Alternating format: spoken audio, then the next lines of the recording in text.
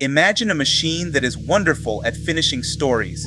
You say, "The moon is made of," and the machine answers, "cheese." It says the word clearly and even draws a neat little picture, as if the answer came from a careful book about space. But the moon is not made of cheese. So how did a clever machine make such a silly mistake? That mistake has a name. It is called an eye hallucination. Here is the first big idea. The machine is playing a word game.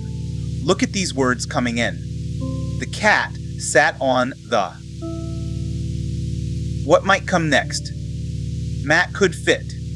Chair could fit. Moon would be strange. But it is still a word. The AI gives each choice a chance, then picks one and keeps going. It is choosing what fits the sentence, one small piece at a time. How does it learn the game? It sees a huge number of examples written by people. In many examples, cats sit on mats. In other examples, rockets fly to the moon. The machine notices which pieces often appear together. Those paths become easier to follow. It learns patterns in language. That is incredibly useful. But notice this. A common pattern is not automatically a true fact. Now we can see the important missing part. The word machine has a button for what sounds like it belongs here, but it does not always have a button for, did someone check this in the real world? Those are different jobs.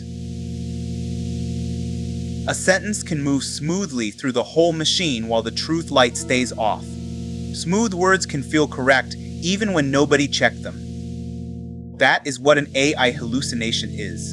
The AI makes something false, wrong, or unsupported and presents it like a normal answer. It may invent a name, a date, a number, a book, or even a source. The dangerous part is the shiny wrapping. Good grammar and a calm voice can make an empty answer look full.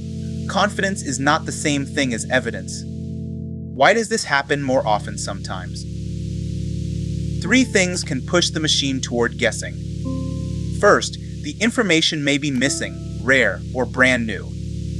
Second, the question may contain a mistake. If I ask, "What color is the King of Mars hat?" my question pretends there is a King of Mars.